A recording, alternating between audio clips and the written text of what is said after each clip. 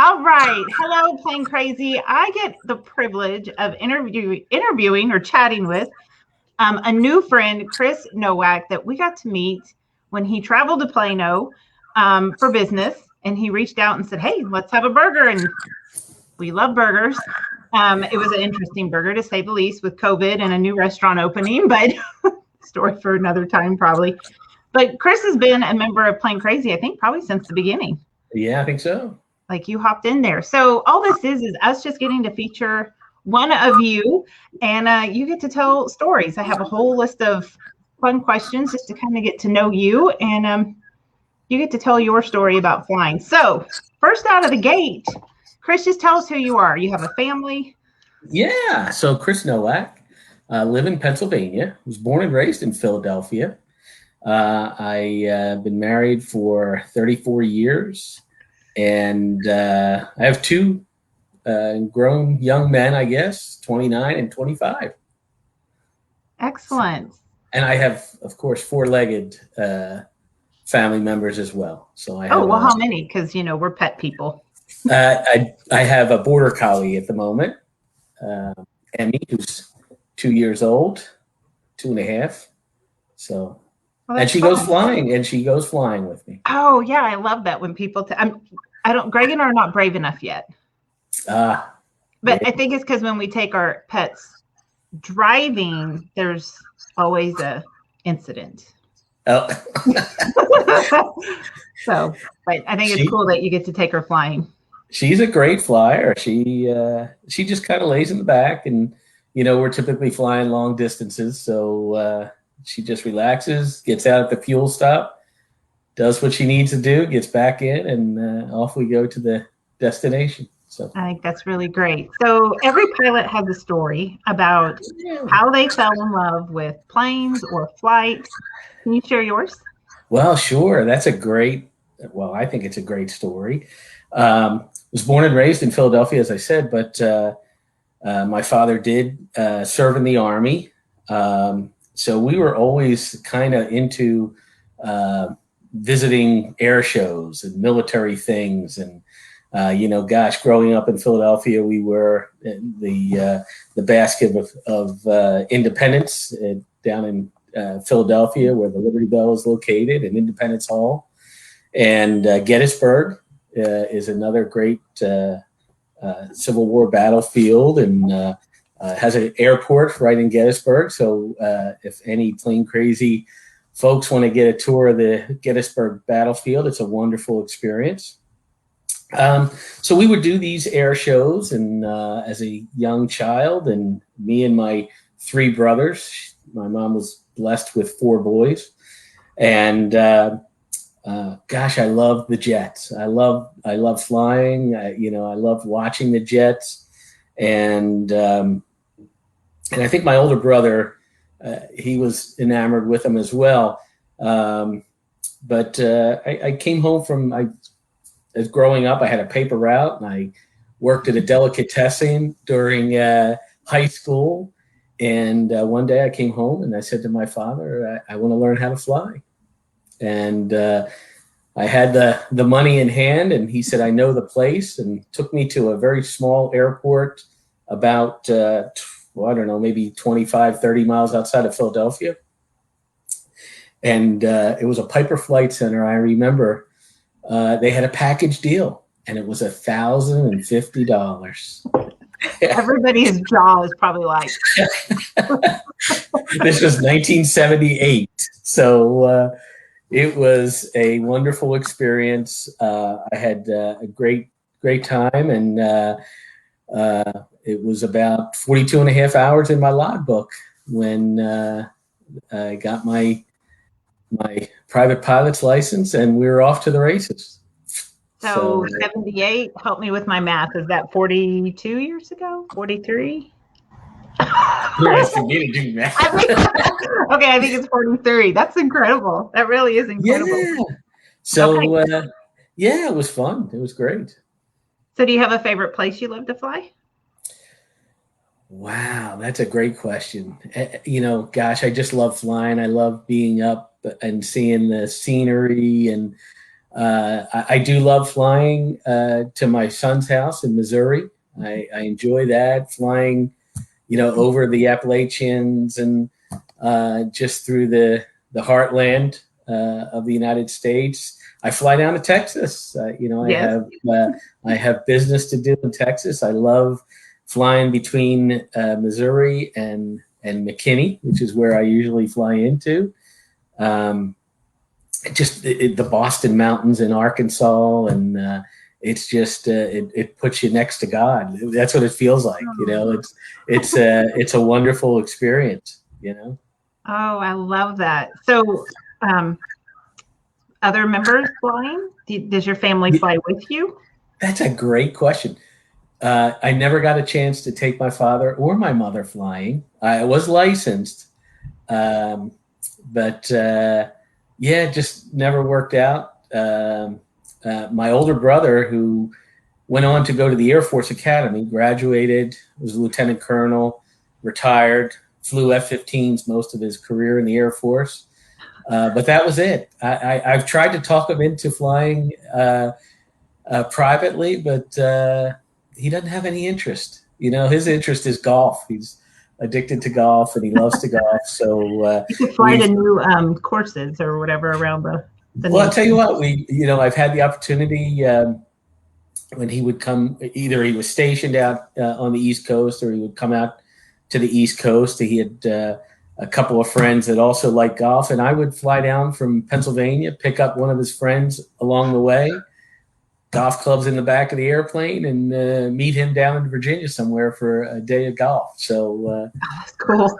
Yeah, the utility of the aircraft, the freedom that owning an aircraft. I'm blessed to actually own an aircraft, and really the freedom that gives an individual is amazing. Yeah. On that note, what are you flying? Currently, I'm flying a Beachcraft Bonanza. Hey, Greg. Hey, Chris, how are you? All right. Flying a Beachcraft Bonanza. It's a 1960 M model, V-tail, and it used to have 5 seats in it. It only has 4 seats in it now. It has a revamped interior, and yeah, it's a great travel machine. Cool. I've owned a few airplanes though. I started off with I wanted to tell the plane crazy folks that might be listening in. So my first airplane was a Mooney, an M20D Mooney, and everybody thinks, a Mooney. Everybody knows what a Mooney's like. Mm-hmm. This one had fixed landing gear. It was exactly a Mooney, but the gear was welded down into place, which made it very unique.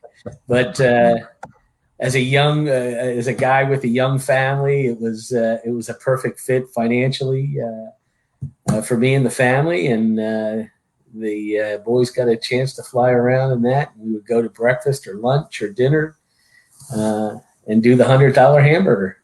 Yeah. Familiar. I think it's actually a $200 hamburger now. Yeah, I think today. But I remember you sharing a story when we had lunch. What do you do on Saturday mornings? Like, I just think it's the coolest. Yes. So I have this great restaurant in New Jersey at Sky Manor Airport. It's just a great. I love going over there. You feel so welcomed. There's a lot of activity. The community really supports the airport and the restaurant, which is unique. It's in the farmlands of New Jersey. But the servers are just so nice, and it's a great experience, a great atmosphere. And I do breakfast almost either Saturday and Sunday, or at least one of the 2 days. Just depends on the weather or if I have any activities going on. But I can get over there early enough, and I don't interfere with any of my wife's activities in case she needs the honey-do list attended to. And I'm usually back by 9 o'clock or so, 9:30. So it's not too far away. No, it's about a 30 minute flight over. Yeah. So. Very cool. Good. So do you have an aviation goal? Like are you striving for something or? Not real. What's funny, Greg and I spoke at lunch that day. I have started and stopped an instrument rating at least 3 times. Either life got in the way or, different obligations got in the way. And that was my excuse. Now that my wife and I are empty nesters, I think that probably warrants another opportunity, especially because of the way I fly. I do fly long distances. Like I said, I visit my son in Oklahoma, or for work, we have some facilities out in Oklahoma. I think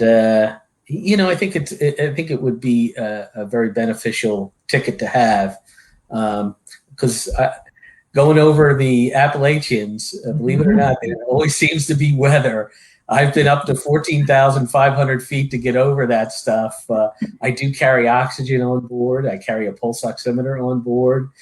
I've had to climb pretty high to get over some weather. And then usually it's right around the mountains, and then I can get down on the other side. And it might be coming back, from Missouri in the opposite direction, getting back into Pennsylvania. But yeah, I've been up, like I said, 14,500 going one way, 13,500 coming back. Yeah. So, any advice for people who want to become pilots or current pilots, or? Pursue it. Pursue the dream. Today, obviously, there's financial challenges potentially, but I spoke a little bit earlier about really the freedom that it gives you. I have, I'm sure many of us may have some jobs that can tend to consume you and get involved. The thing that flying provides me is a tremendous outlet. I can have a terrible day or a terrible week, and that breakfast flight on Saturday morning, because all you're thinking about is concentrating on flying and, either learning new things in the airplane. I don't think about work, or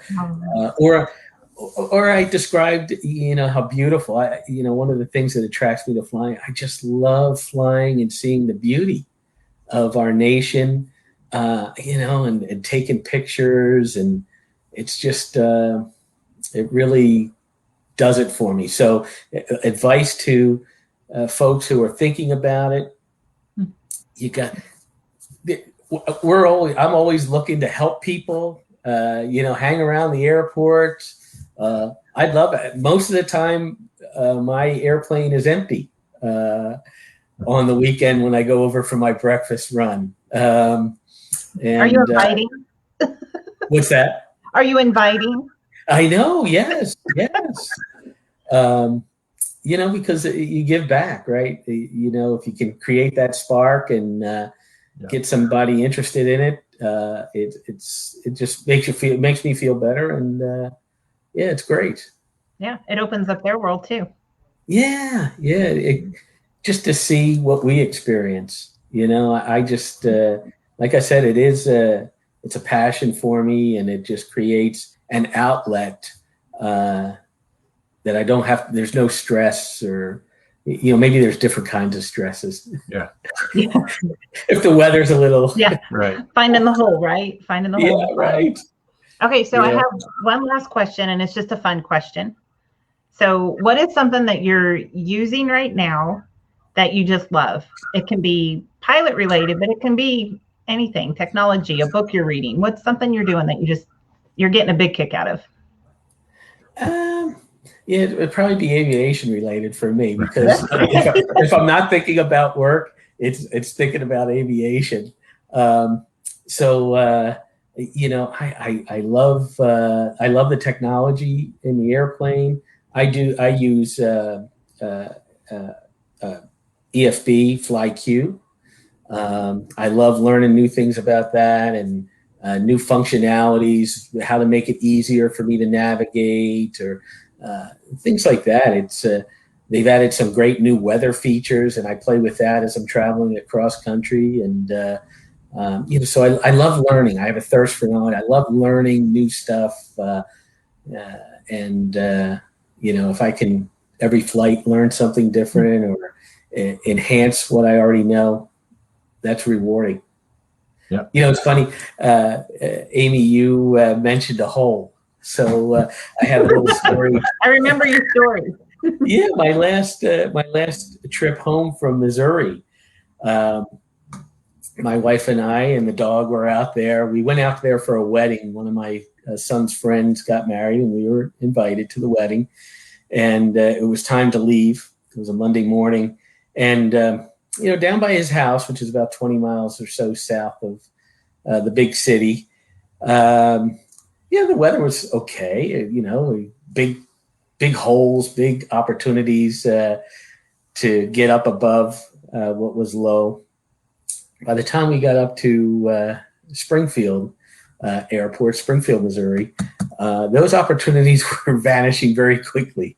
And getting the airplane pre-flighted and getting the dog loaded up, and Suzanne, my wife, we launched, and initially the controller said turn left on course, and I said I don't want to turn left. That was the direction where things were kind of closed up, eastbound.